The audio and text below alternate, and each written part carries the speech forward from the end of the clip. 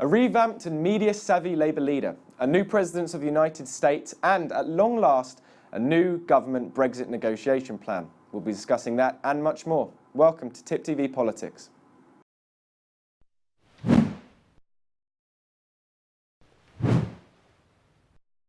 Joining me on the show, Emma McIlroy from the Million Women Voices movement. We'll be talking all things Brexit with Joe Owen from the Institute for Government. And on our sofa today, Laura Round from Bright Blue and Richard Angell, the Director of Progress.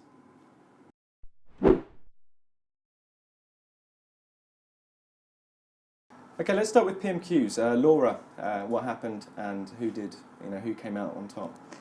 Well, I think it's fair to say that Theresa May came on top today. Hardly a surprise. No, I think, Corbyn used all 6 questions on the speech Brexit, which, credit to him. But he just failed to really get cut through. And at one point even seemed to confuse access to the single market and membership of a single market. The soundbite which seems to have come out from PMQs, certainly which is going around on Twitter, is Theresa May saying, "I have a plan, he doesn't have a clue." Richard, what do you think? Does Jeremy really have a clue?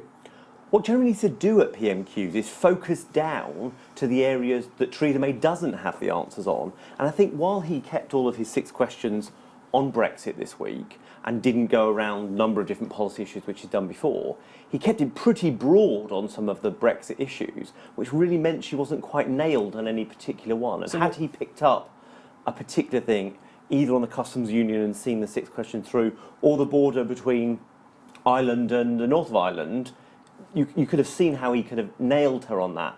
But the absence of that looked like she got through it. And she went in, he had a kind of pre-written joke that didn't really work, and she had a pre-written line that I think, seemed to work a bit better.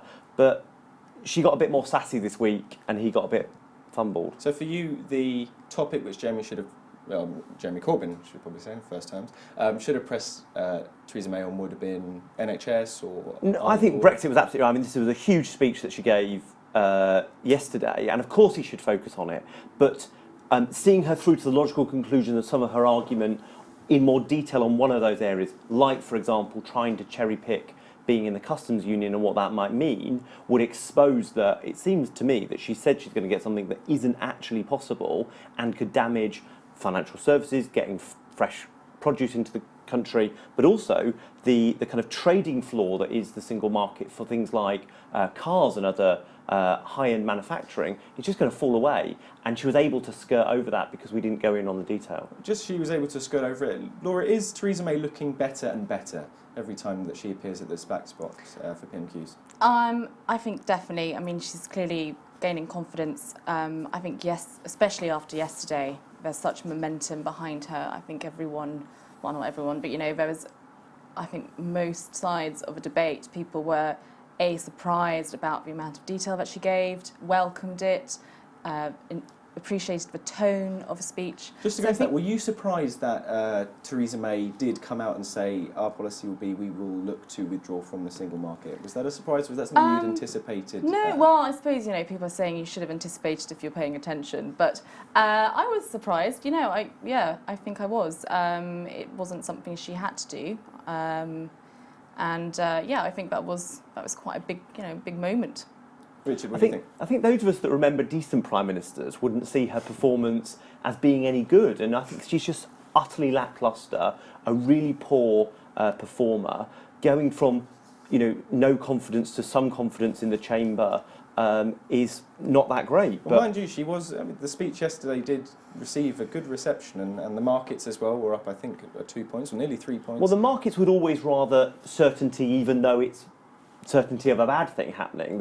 The uncertainty of what might happen is what markets and business overwhelmingly, and those particularly around the currency, just react against at any point. So being clear about what the way forward was, even though they don't think it's good, is better than the uncertainty that it could be that bad option. So I don't think she is that great. But when your predecessor's David Cameron, who is going to leave with such a poor record and reputation, and before that was Gordon Brown, it's maybe not hard for people to go, well, this is all right, but I think Gordon Brown's reputation is going up and hers is going down. Okay, well, let's talk about some of the contents of the speech. She said that the government will ensure that we can control immigration. Immigration was a strong theme in the speech. Do you think Theresa May Laura is right to emphasise the control of freedom of movement as a priority for the government? I think there's a strong argument to be made that it is. I mean, for the 52%, freedom of movement was one of the main reasons to vote to leave. And I think even for many of the 48% of the Remainers, freedom of movement was an issue. But if they compared it to, the benefits to membership, they decided that the benefits outweighed the concerns of migration. So I think, yes, migration is a huge issue in UK politics. Bright Blue research also shows that people just want reasonable, they're just quite reasonable asks, really. They want it to be controlled, they want to have a say over who comes in. So, yeah, I actually think, on reflection, it's the right thing to do. Could be a hostage to fortune, though, couldn't it? I mean, she was Home Secretary for 5 years. Within the EU, she could have kicked out any EU citizens who hadn't found jobs after 3 months, but she wasn't minded to do it and she didn't will the means to make that happen. So that was something she could have done within the rules there. She's already ruled out of a points-based system, which is what we have for non-EU migrants. So it feels like it's very different. She's setting up expectations, and I think it's very important to the 52% and the 48% that the political class talk about immigration, but when you start setting up solutions that either you can't deliver, or actually you're not minded to deliver if you get round to doing them, I think is a hostage to fortune for her. Well, you've just mentioned the points-based system. Someone who was very vocal on the benefits of the points-based system was Nigel Farage. Looking at UKIP there, will this speech present challenges for UKIP in the sense that what's the point of the party now? Richard, perhaps you can start. The point of UKIP now is to come up with a betrayal narrative and try and prosecute it successfully. That is their only real... they believe they are the kind of trustees and guarantors to Brexit. Yesterday will have shot their fox a little, it'll at least be limping.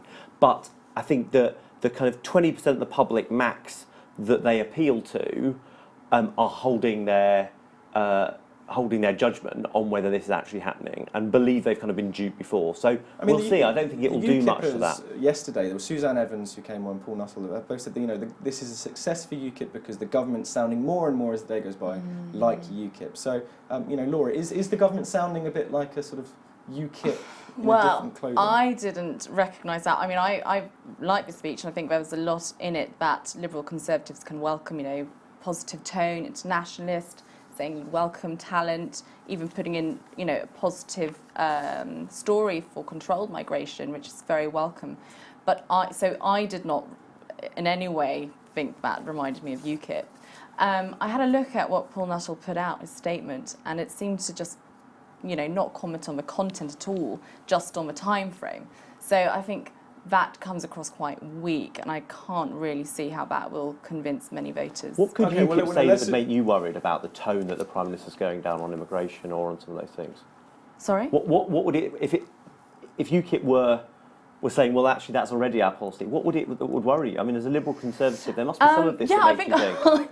It would make me feel slightly concerned, but I think the way I heard the tone, I mean, she might have said certain, there's a huge importance into how you deliver a message. And I think Theresa May managed to put it in a very positive way, in a very sort of global, internationalist way. Whereas when I hear Farage, I hear Little England. When I heard Theresa May speak yesterday, I heard Global Britain. Okay, well, that's a discussion which we could go on and on having. But let's move on to our second story, which is, of course, President Trump. He'll become the President of the United States on Friday. Just give me your thoughts. The strength. Just give me your thoughts, Richard, on the news which has been circling Trump this week in the last 7 days to do with BuzzFeed, CNN, fake news, and, of course, the Christopher Steele report of his vulnerability to Russia. So give me your thoughts on that. Well, I think the whole of 2016 was a victory for Putin on a geopolitical level, and the symbol that the rest of us want to see is that the minimum you expect from a repugnant Republican president is that they will hold the NATO line, they will be a force for unity from those open democratic countries, and that the likes of Putin will know consequences when they reach outside their borders and will have to live by international rules. And what we've sadly seen is that all the symbols are that's not true. Loads of Putin's friends and allies have been now put into a White House cabinet, and they've got a president that seems keen to please Putin. I think that's just desperately worrying. Laura, do you buy this narrative which is out there that, you know, Trump and Putin are very close, and that Trump could be compromised by, you know, his relationship and business dealings with Putin in the past? I mean, it definitely does raise your suspicions, and you know, the report of, you know, true or false, it definitely plays into that narrative that's out there. You know, from me as an international relations student, you know, his remarks on NATO were definitely the most worrying. I mean, he's got a point in saying they need to focus more on terror, they need more countries to, you know, pay their fair share, but to use the word obsolete as a president-elect, I think is deeply irresponsible. But one thing he did mention, which I suppose we could be thankful for, is that he said in his exclusive interview with the Times, that Brexit is a great thing for Britain, and Brexit will be looking to get a good trade deal with the US once it leaves. Do you believe that, Richard? Do you think that's going to happen, or is that Trump's rhetoric, you know, wanting to please Britain at this time? What we don't know from Donald Trump is what a good trade deal looks like. He seems to have had a problem with every trade deal America has ever signed, and one that means that they lose the upper hand in any of the industries they've traditionally been strong in seems to be a bad thing for him. So I don't understand what there is on the other side of the table. If America doesn't want to share its expertise and the things in which it is strong with other economies and be competitive on those as the best way of staying ahead of the crowd, I'm not quite sure what the trade deal looks like and what there is in for what is in it for the people he's partnering with. I mean, is it not a good thing, though, that you have that element of, you know, that the person who's the most powerful man in the world has a very, very sympathetic view to Britain? We had Piers Morgan, who came on, did his tour around the media circuit and said how you know, Trump almost considers himself partly British, where his grandparents, I believe, came from Scotland. So, you know, is it not just Laura? Is it not just a good thing that, you know, he seems to have this warmth towards Britain? I mean, it obviously doesn't hurt. I mean, yeah, it's good that he likes Britain and he said positive things. I mean, I think some of the media have overhyped it. I mean, if you look at the Times interview with Trump, when asked, does this mean we're in the front of a queue, he just said, I think you're doing great. I think it's going great. So he didn't actually answer that question. But yeah, overall, it's good to have president. That was more important for Michael Gove's comeback than it was for Britain's relationship with America, let's face it. Well, on that note, let's go on to our final story, which is, of course, the by-elections. We had Tristram Hunt, who resigned this week. He's got a very nice job directing the London V&A. But how the National V&A has a number of museums in Stoke, in fact, which is how he built his relationship, I believe. But just what is the significance of Tristram Hunt's resignation for Labour, Richard? Well, I think it is a realisation that the world out there sees a lot of talent in the Labour Party, and particularly in the moderate wing of the Labour Party. What we've now got to do is make sure the Labour Party sees the talent that it has around it, and that if it had a different group of people on the front bench who are actually intellectually curious, keen on holding the government feet to the fire, that we could actually be coming up with a way of knocking them back on some of the things, and we wouldn't be having a Prime Minister who's potentially damaging our economy to pursue what the far right of their party I mean, wants. Tristram Hunt has said it's not personal, in the sense of, he said that differences with Jeremy Corbyn in the past wasn't the spur for stepping down. Do you believe that? Do you think he's being sincere when he says that? I think you have to take him on his word, but clearly what was part of it was when you look at how bad the government is and the fact that our side can't get a glove on them, that is incredibly frustrating. Being the kind of opposition to the opposition is a tiresome thing, and when you've got the great talents that Tristram Hunt has, of course there are other things that he might be able to go and do, and it's sad for me that he's doing it, but it's clearly an opportunity for him. Okay, Laura? I mean, I think it confirms what we've kind of known for a while, is that the Labour Party isn't seen as a home for many of its members and politicians at the moment. But for me... He's not leaving the Labour Party, though, is it? He's just not doing his public service on the green benches. On the point of public service, I think for me that's the main concern right now, is get the impression that the job of an MP is becoming less and less attractive. And when you see how much abuse MPs are receiving, I mean, it just makes me wonder why anyone would want to enter public service. Okay, well, let's just go quickly and gaze into the looking glass and give me your Predictions for the by-elections, we've got Stoke-on-Trent, obviously Tristram Hunt, and we've got Copeland as well coming up. Both leave voting, both have had big swings to UKIP since 2010. What do you think is going to happen, Laura? Copeland, Conservative. Stoke-on-Trent, I think after the announcement of Paul Nuttall this morning, I think UKIP might just get it. That's wishful thinking. Labour will hold Copeland, Labour will hold Stoke-on-Trent, will also win the mayoralty in Birmingham, Manchester, Liverpool, Tees Valley, and I think we'll have a good go at it down in west of England. Okay, on that, we'll leave that weekend in brief there. Thanks very much. See you in a sec. Now, this Saturday sees several women's marches take place around the world. Organisers say the marches through cities such as Washington, DC and London are a show of solidarity for fundamental rights, vibrant communities and safeguarding freedoms. But why organise the marches the day after President Trump takes office? And what is the movement looking to achieve beyond the headlines? This week we go in focus with Emma McIlroy, an organiser of the online movement Million Women Voices, to find out more.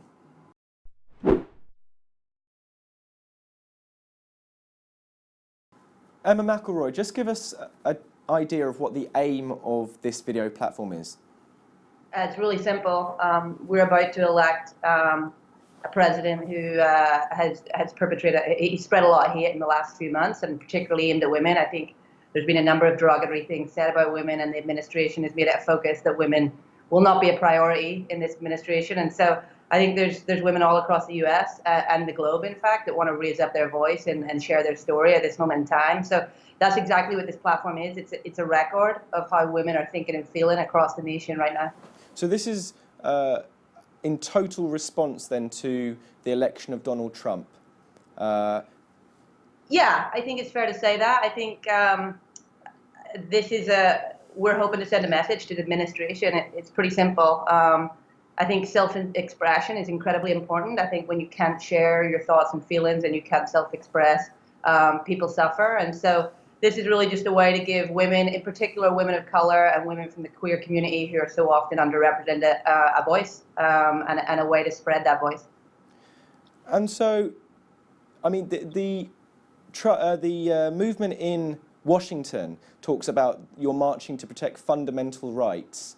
And is very open and inclusive in the way that they talk about that. But for you then, do you think it's expressed through a protest almost about the election of Trump, or at least in response to Trump's election? What's the view like for the majority, do you think, if knowing people who are on this march? Is the majority, are the majority marching for, making a statement about the election of Trump? I think many people are marching for many reasons. I don't think I have the expertise or insight to tell you what every single person is marching for. From your perspective, of just talking to people. Yeah, I think people are marching. I don't think it's a personal attack on Mr. Trump. I think it's a message to the administration. Like I said, I think we've seen pretty clearly from the people who've been appointed, even just from the number of women who've been appointed to the cabinet. You look at Justin Trudeau or someone like that who's made it a point to appoint 50-50 split in terms of gender, and we haven't seen that. And then throughout the people who have been elected to those senior positions, they do not have a background of gender equality or women's empowerment. So to me, it's a message to the administration. I think you've heard our new president say in a number of press conferences things like, no one wants to see my tax returns. That's just the thing the media say. So I think women across the country just want to be really clear on their point of view. They don't want it translated by the media. They don't want it translated by someone else. They want to stand up and say, actually, I'm feeling a lot of things right now, and I want to make sure that my rights are protected, my rights to affordable health care, my rights to control my body. I think women are just really standing up for themselves at this moment in time. So how big is this movement then? Is it, including your website, but also the marches? From your understanding and your conversations, just how big is this thing going to be on Saturday? Oh, it's going to be huge. I mean, there are hundreds of sister marches. Washington, D.C. is just one part of this, and you're going to have 1 million women in D.C., and then you're going to have millions of women at sister marches all across the country. Pretty much every state has a sister march. So this thing's going to be huge. People who can't attend, we hope they join in on our platform. I think you're going to see it all over social media, all over the media in general. I think Saturday's going to be a very, very clear statement to the future administration.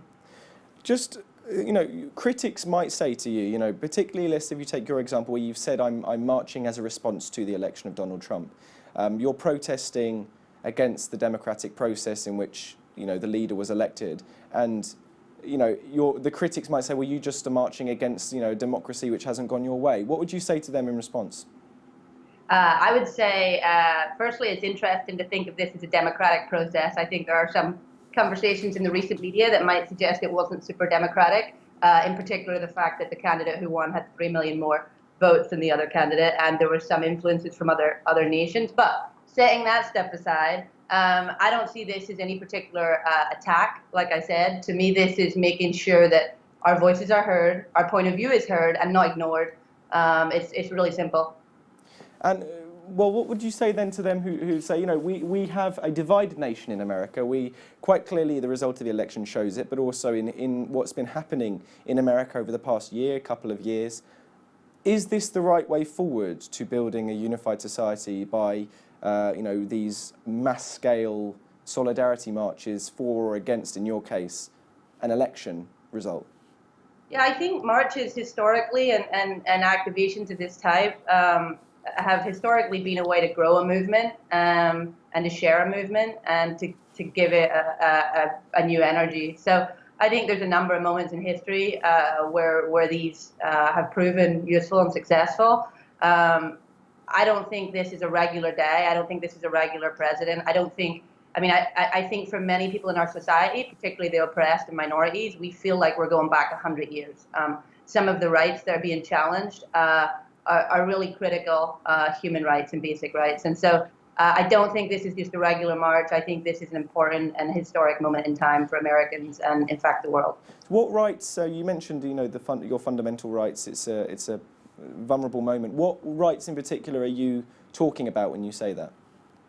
I think there's a number. I sat down, I run a company called Wildfang, and I sat down with my team members the day after the election and asked them how they were feeling, what they were thinking, and a number of things came out. Some people were very scared about losing the Affordable Care Act.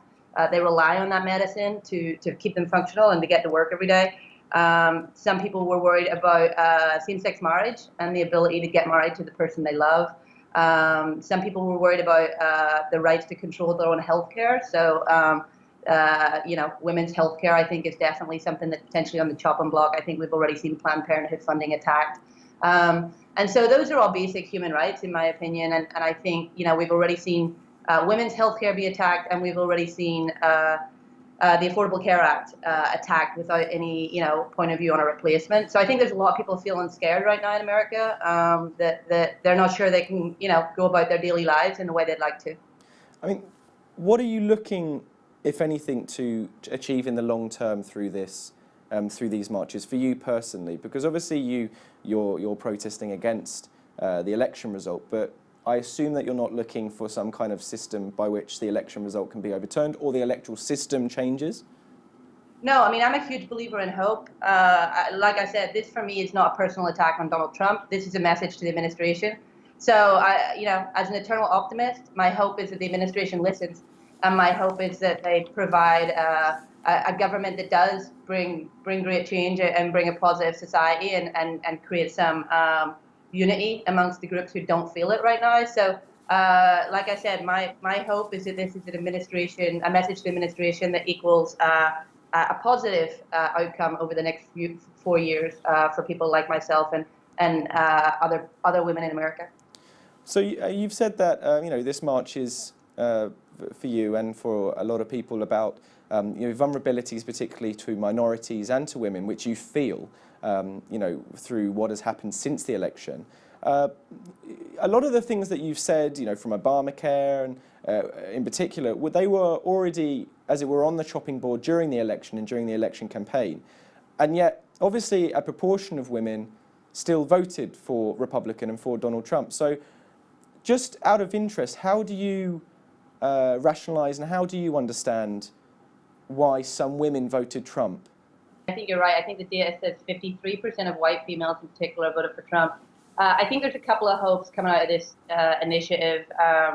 And it's part of, the company that I work for day to day, Wildfang, is part of the work that I do there. We spend a lot of time with both sides of the community because I think that's really important to moving us all forward, right? So I do know a lot of Trump supporters and people who did vote Trump.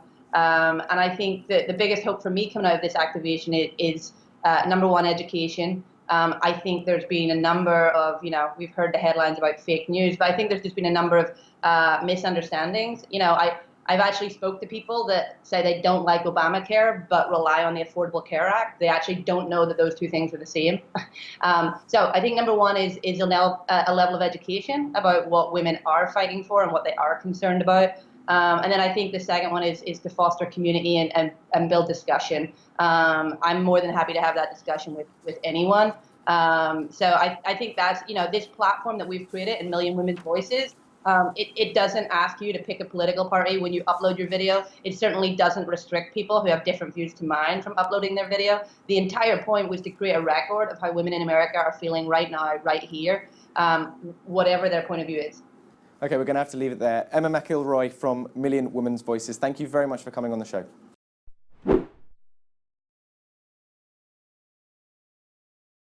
And joining us now is Joe Owen from the Institute for Government. Just following on from the In Focus section, Richard, what do you make of these marches which are happening around the world? Are they anti-democratic or anti-Trump, or are they, a positive thing? No, women need to have their voices heard. I mean, the most talented woman stood for President of the United States and missed out behind this demagogue, some for faults of her own, but in many ways she was treated to a very different standard for being a woman, and the issues that she was standing for need a voice now, even though she wasn't able to take the Electoral College with us, but of course did take the voters. So they should all be out there on Saturday. I'll be with them in solidarity, wishing them well. You're going to be there? No, I've been helping people get people there. I think it is right that men champion the cause and wish them well on the day and repeat their messages back to people, because whether it's women in public life through to the women who are the everyday victims of domestic violence, there are real challenges out there that still need to be sorted, and it's important to have a focus on them. Laura, what about you? Are you going to be heading up to London on Saturday? I can't, but I lots Terrible of my sister. friends are going. I know. I actually have long-standing plans. No, lots of my friends actually are, and no, there's understandably, deep frustration, I think, amongst women with the selection of, election of Trump, and so yeah, I'm not surprised. Okay, well now it's time for our Brexit explainer, and joining us, as I said, is Joe Owen. Joe, let's just start with a basic explainer. What's the difference between the custom union and the single market? Okay, so they're both examples of free trade areas.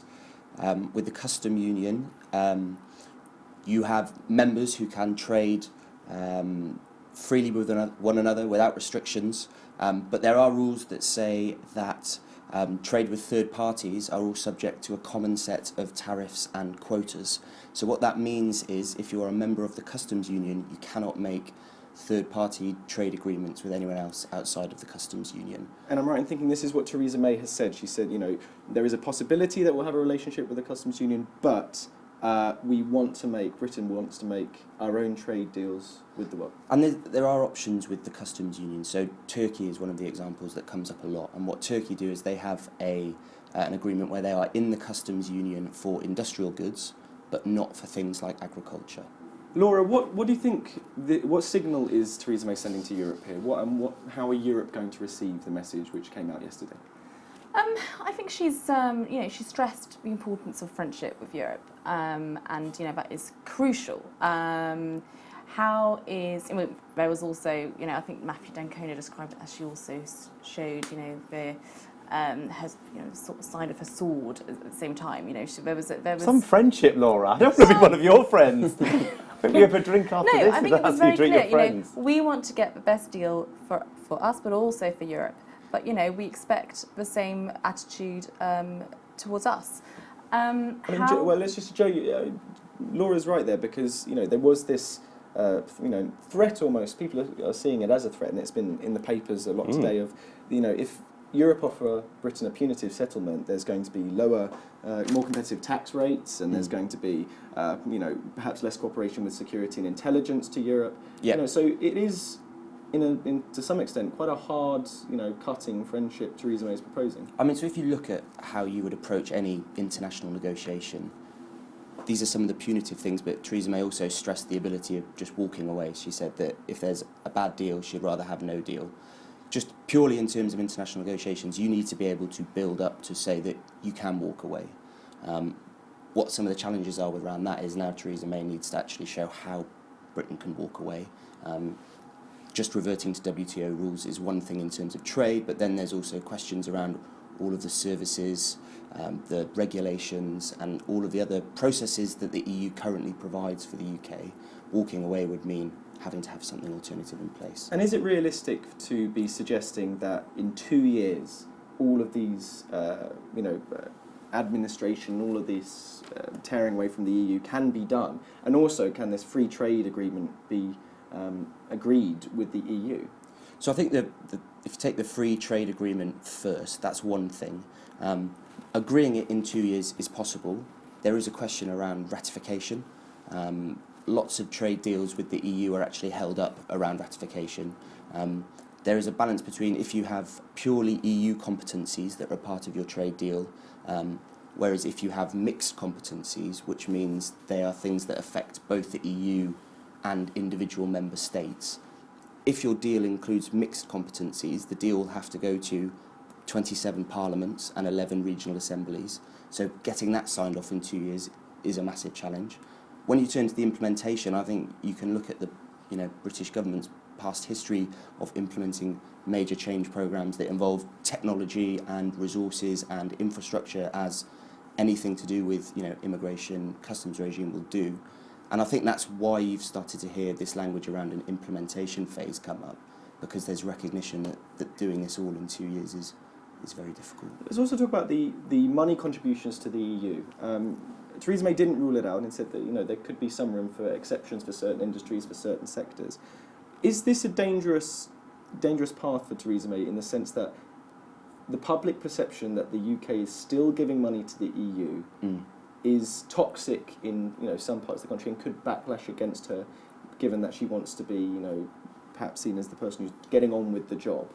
But if you balance out the perception of paying millions and millions of pounds to set up a new regulatory body, when actually you could continue paying into the EU and use their regulatory system if indeed you want to carry on with the same system of regulations. I think if you look at things like science and research, one of the things I'd imagine that's on that list of things we might pay into is the Horizon 2020 programme, which the UK is a huge beneficiary of.